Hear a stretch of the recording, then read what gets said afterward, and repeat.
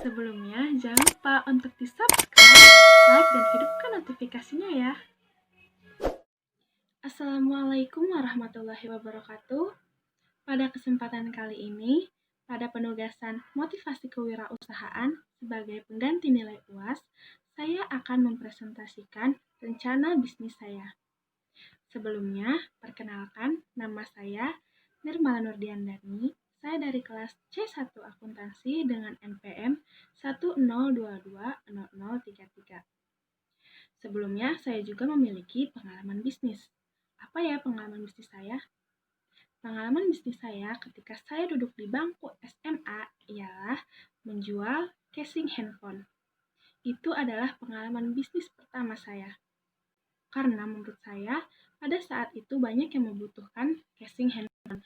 Sedangkan jika berada di counter-counter, harga casing handphone itu harganya lumayan mahal. Maka dari itu, saya bersama rekan-rekan teman sekelas saya menjual casing handphone dengan harga yang relatif murah. Pada awal-awalnya, memang selalu saja banyak orderan, karena memang dengan harga yang murah, juga terjangkau dan kualitas yang bagus. Tetapi semakin lama, yang order pun semakin menurun. Itu memang sudah menjadi kebiasaan warga Indonesia kita di sini, bahwasanya jika kita berjualan pasti hanya ramai di awal saja, dan ketika di akhir sudah standar dan biasa-biasa saja. Lanjut, yaitu identitas usaha saya saat ini. Identitas usaha saya saat ini bernama Malas Homemade. Mala itu dari nama saya.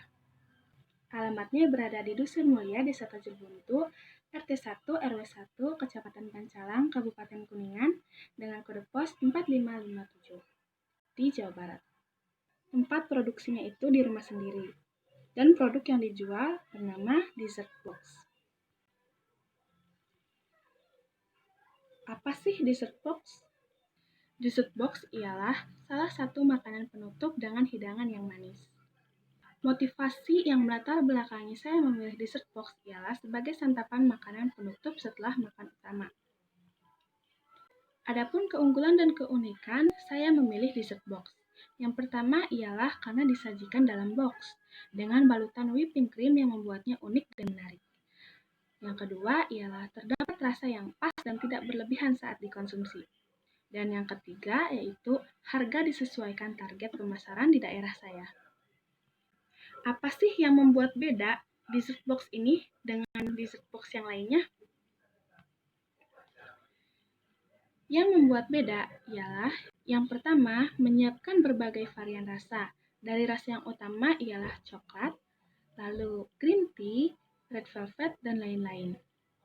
Yang kedua ialah dalam kemasannya pun saya membuat berbagai ukuran, dari ukuran yang kecil, sedang, dan besar. Yang ketiga yaitu menggunakan stiker di kemasannya agar menarik minat pelanggan. Dan yang keempat ialah harga yang sesuai pada kalangan masyarakat. Ini adalah stiker hasil menggambar saya pada penugasan sebelumnya. Dan ini adalah stiker desain hasil pengeditan yang telah saya buat. Dan inilah hasil akhir setelah dicetak. Bagaimana target pasarnya? Target pasar saya ialah remaja dan anak-anak. Mengapa? Karena pada masa tersebut mereka penasaran akan suatu hal, apalagi soal makanan dan pakaian. Maka dari itu, saya menargetkan para remaja dan anak-anak, di mana pada kalangan ini banyak yang menyukai makanan manis. Yang kedua, yaitu pada kalangan dewasa dan lanjut usia. Mengapa? Karena mereka hanya ingin memenuhi kebutuhannya ketika mereka merasa ingin. Tidak lagi dan tidak akan merasakannya jika mereka mengalami penyakit tertentu. Contohnya seperti diabetes. Sebetulnya produk yang saya buat ini bisa untuk semua kalangan, tetapi saya lebih condong kepada remaja dan anak-anak, karena pada tingkat dewasa dan lanjut usia akan memiliki resiko penyakit tertentu. Bagaimana nilai jualnya? Saya menjual dengan ukuran kecil 10.000, ukuran sedang 15.000, dan ukuran besar 22.000. Nilai jual yang ada di dalam produk saya ialah kualitas terdapat pada kemasan dan rasa. Yang kedua yaitu, untuk harga saya rasa ini sudah cukup murah dibanding dengan yang lainnya. Dan yang ketiga, kemasan yang saya buat sudah semenarik mungkin karena ditambah dengan tambahan stiker. Dan ini adalah contoh dessert box yang telah saya buat sejauh ini. Kelihatannya lezat bukan? Jika iya, jangan lupa order di Malas Homemade. Ada kok Instagramnya, ada juga WhatsAppnya. Silahkan cek Instagramnya ya. Bagaimana biaya produksinya? Untuk biaya produksi, saya contohkan misalkan 4 box besar. Satu box besar saya hargai 22.000. Dan berarti jika 4 box besar, saya mendapat 88.000. Contohnya ya, biaya bahan baku. Tepung terigu seperempat, Rp4.000. Telur seperempat, Rp7.500. Susu UHT yang full cream ya, 125 ml, harga Rp4.000. Coklat batang 200 gram, Rp11.500.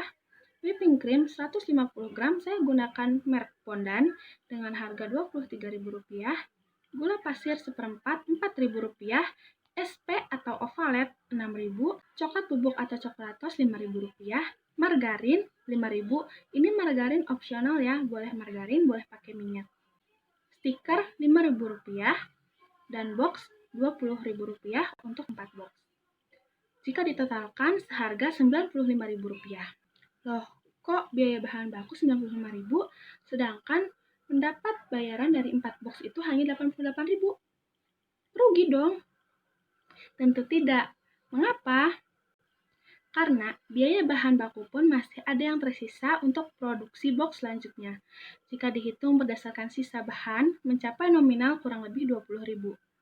Seperti tepung terigu, yang digunakan untuk 4 box ialah hanya 80 gram. Seperempat itu berarti 250 gram. Masih tersisa. Lalu telur hanya dibutuhkan 3, masih tersisa 1. Dan lain sebagainya. Maka 95.000 dikurangi 20.000 sama dengan 75.000. Dan saya akan mendapatkan laba kurang lebih 13.000. Modal awal yang dibutuhkan ialah senilai Rp300.000.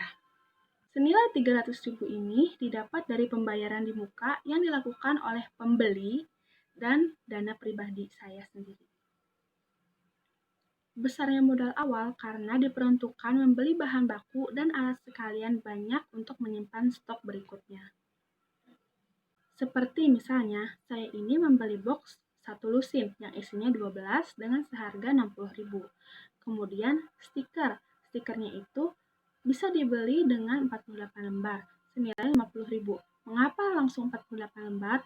Karena untuk pembuatan stiker itu tidak bisa dibeli satuan, dan saya diperbolehkan untuk membelinya dengan kelipatan 16. Kemudian bahan baku, senilai Rp150.000. Lalu biaya tetapnya senilai Rp30.000, seperti gas LPG dan lain sebagainya. Mengapa bisnis ini layak didukung? Karena pertama, dianggap sebagai makanan yang kekinian. Kedua, murah tapi nggak murahan. Ketiga, banyak varian yang disediakan. Keempat, cita rasa yang juara. Yang kelima, banyak kalangan masyarakat yang masih menyukai rasa yang manis, terutama remaja dan anak-anak. Kesimpulannya, usaha atau industri kecil dalam pembuatan dessert cukup menguntungkan walaupun hanya sedikit. Karena lakunya barang jualan itu berdasarkan harga keinginan konsumen, dengan harga yang minimal tapi rasa yang maksimal. Baik, terima kasih atas perhatiannya. Kurang lebihnya mohon maaf. Wabillahi taufiq wal hidayah. Wassalamualaikum warahmatullahi wabarakatuh.